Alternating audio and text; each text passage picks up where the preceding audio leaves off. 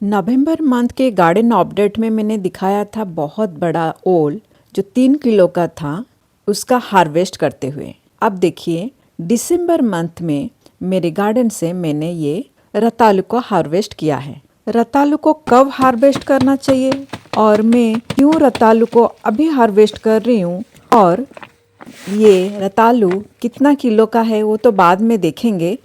उससे पहले धनिया के बीज से कैसे बहुत जल्द अंकुरण निकाल सकते हैं, उसको हार्वेस्ट करके खा सकते हैं, उसके बारे में बात कर लेती हूँ। गुड मॉर्निंग, नमस्ते। मैं दुर्गा पॉट टू प्लेट में आप सभी का स्वागत करती हूँ। धनिया के बीज को कैसे 2 टुकड़े किया जाता है वो मैंने अपनी पिछले वीडियो में बताया हुआ है। अगर आपने नहीं देखा है उस वीडियो का मैं लिंक दे दूंगी, आप प्लीज़ उसको देख लीजिए। किसी भी बीज का 100% जर्मिनेशन के लिए बीज का क्वालिटी जितना इम्पोर्टेंट होता है, बीज को धूप दिखाना भी उतना इम्पोर्टेंट होता है। ये एक बहुत इम्पोर्टेंट टिप है। किसी भी बीज को लगाने से पहले कम से कम 2 दिन और ज़्यादा से ज़्यादा 3 दिन धूप दिखाना चाहिए, उससे जर्मिनेशन रेट बढ़ जाता है। धनिया के लिए 6 से 8 इंच की हाइट का कंटेनर ले सकते हैं और कंटेनर में सबसे नीचे मैंने 1 इंच का मिट्टी का एक लेयर लगा दिया है और अपना गार्डन और किचन वेस्ट की हरी वाले जो पत्ते हैं वो सबसे नीचे मैंने डाल दिया पहले। उसके ऊपर मैं सूखे पत्ते डाल रही हूँ। ऊपर हरी पत्ते नहीं डालना चाहिए, ऊपर सूखे हुए पत्ते होना चाहिए। और उसके ऊपर मैं अपना किचन कंपोस्ट को छानने के बाद जो वेस्ट बचा हुआ है उसकी हल्की सी 1-2 मुट्ठी डाल दूंगी। मैंने जो बेड बनाया है धनिया के बीज को बोने के लिए, उसकी गार्डन वेस्ट और किचन वेस्ट की जो लेयरिंग है वो बहुत जल्द डिकम्पोस्ट हो जाएगा, इसीलिए मैंने ये किचन कंपोस्ट 2 मुट्ठी डाला है। अब इसमें मिट्टी डाल देते हैं। मिट्टी मैंने 70% मिट्टी में 30% गोबर की खाद मिलाया हुआ है। धनिया जो है एक लीफी वेजिटेबल्स में आती है और उसको नाइट्रोजन की ज़्यादा ज़रूरत है, इसीलिए सिर्फ मैंने इसमें गोबर खाद मिलाया हुआ है और कुछ मिलाने की ज़रूरत नहीं है। बीज को जैसे हमने धूप दिखाया था ऐसे ही मिट्टी को भी कम से कम 2 दिन धूप दिखा देना चाहिए मिट्टी बनाने से पहले।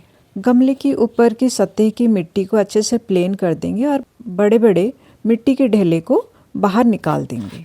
अब धनिया के बीज बोने के लिए मेरी ये कंटेनर रेडी है। धनिया के बीजों को बोने से पहले अगर आप भिगो के बोना चाहते हैं तो आप 6 से 8 घंटे तक बीजों को भिगो सकते हैं। भिगो के बीज लगाने से बीज 4 से 5 दिन में ही अंकुरित होना शुरू हो जाती है। 2 तरीके से धनिया के बीजों को आप मिट्टी की सतह के नीचे डाल सकते हैं। पहला, खुरपी की मदद से मिट्टी को हल्की गुड़ाई कर देने से धनिया के बीज नीचे चले जाएंगे, या दूसरी तरीका है कि आप थोड़ी सी छनी हुई मिट्टी यानी जिसमें ढेला ना हो हल्की मिट्टी लेकर भी आप जो धनिया के बीज है उसके ऊपर मिट्टी डालने से बीज मिट्टी के नीचे चले जाएंगे। अब फव्वारे के मदद से पानी डाल देना है। पानी डालने के बाद भी अगर बीजें ऊपर दिखाई दे रहे हैं तो उसको मिट्टी की मदद से ढक देना है। बीज मिट्टी की सतह की ज़्यादा अंदर भी नहीं होना चाहिए और ऊपर भी नहीं दिखाई देना चाहिए। Third and most important point, अब क्रेट को किसी पॉलीथीन में ढक देना है और उस पॉलीथीन के ऊपर कुछ वजनदार चीज़ें रख देने से वो उड़ेगा भी नहीं। मिट्टी सूखने पर सिर्फ पानी डालना है और वापस से उसको ढक देना है। ऐसे करने से दिन में धूप से और रात को ठंडी हवा से बीज बचे रहेंगे और हमेशा भीगे हुए रहेंगे तो जल्दी अंकुरण शुरू हो जाएगा। पॉलीथीन की सीड से बीजों को थोड़ी सी गर्माहट भी मिल जाएगा। जब तक धनिया के बीज अंकुरित होती हैं तब तक हम ये रतालू की फसल को अमल कर लेते हैं। रतालू को कब और कैसे लगाना चाहिए उसके ऊपर पूरी जानकारी के साथ मेरे चैनल में वीडियो अवेलेबल है, आप देख सकते हैं। ये एक हेल्दी रूट वेजिटेबल्स है जिसको कोई डिजीज नहीं लगता और एक बार लगा दिया जाए तो उसको कुछ केयर की ज़रूरत नहीं है। सिर्फ इसको सही टाइम पे लगाना है और सही मिट्टी में इसको लगाना है। लगाने के 6 महीने के बाद आप इसको हार्वेस्ट कर सकते हैं। यानी मैंने इसको गर्मियों में लगाया था और अभी ठंडियों में मैं इसको हार्वेस्ट कर रही हूँ। दिवाली के आसपास इसको हार्वेस्ट करना शुरू कर सकते हैं। ऐसे तो इसका हार्वेस्टिंग का कोई फिक्स टाइम नहीं होता है। 6 महीने के बाद आप कभी भी 1 साल, 2 साल, 3 साल में भी इसको हार्वेस्ट कर सकते हैं। टेरेस गार्डन में हम जब इसको कंटेनर या ग्रो बैग में लगाते हैं तो हमारे लिए 6 महीने में या 1 साल में ही इसको हार्वेस्ट करना जरूरी हो जाता है, क्योंकि ये रूट वेजिटेबल जमीन के सतह के नीचे ग्रो करता रहता है, पर कंटेनर में ये पॉसिबल नहीं है। ग्रो बैग में एक फिक्स दायरे के अंदर उसको बढ़ना होता है, इसीलिए वो ज़्यादा एरिया में फैल नहीं पाएगा। इसीलिए मुझे 6 महीने में ही इसको हार्वेस्ट करना पड़ा, क्योंकि रतालू ग्रो बैग के नीचे तक यानी तली तक पहुंच गया है। जबकि मैंने रतालू को लगाते टाइम ग्रो बैग में मिट्टी भरने के बाद मिट्टी की सतह के ऊपर रतालू को लगाया था। थैंक्स टू मदर अर्थ जिन्होंने मुझे इतना बड़ा रतालू हार्वेस्ट करने के लिए दिया। इसमें पोटाशियम भरपूर मात्रा में पाया जाता है और ये डाइजेशन सिस्टम को इम्प्रूव करता है। इसमें भरपूर मात्रा में एंटीऑक्सीडेंट्स एंड फाइबर भी पाया जाता है। इसीलिए इसकी हेल्थ बेनिफिट्स देखते हुए मैंने पहली बार अपने टेरेस गार्डन में रतालू को लगाया था। 6 महीने में ही इसकी ग्रोथ बहुत अच्छी हुई है। मैं इसके साइज देखकर बहुत खुश हूँ।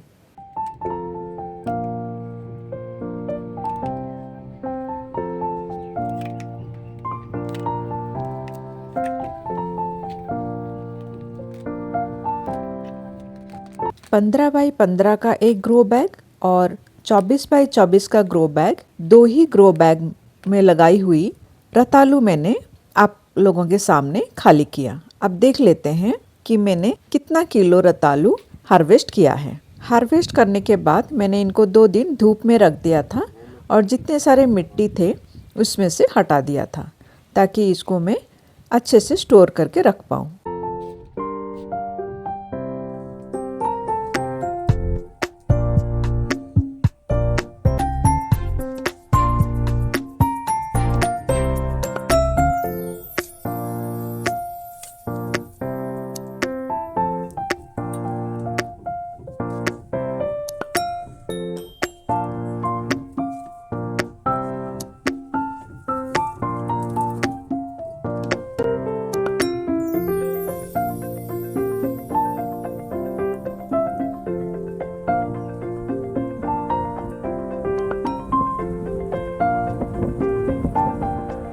बड़ी रतालू के पीस को कार्टन के अंदर ठीक से स्टोर कर पाऊँ, इसीलिए मैंने उसको 2 हिस्से कर दिए थे।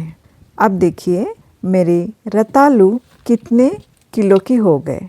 अभी तक तो मैंने पूरी रतालू को तोला भी नहीं है और ये 5 किलो क्रॉस कर लिया। जो छोटे छोटे साइज़ के रतालू आप देख रहे हैं वो 100 ग्राम की रतालू होंगे और इनको मैं अगले साल यानी 2025 की गर्मियों में इनको लगाने के लिए इस्तेमाल कर लूँगी। अब धनिया बोने का 4 दिन हो गया है। धनिया अंकुरित किस तरह से हुई है देखिए, ऑलमोस्ट 70% धनिया अंकुरित हो गई है। 2 पत्ते इनमें आ गई हैं। 15 दिन में हम इनको हार्वेस्ट करके खा सकते हैं।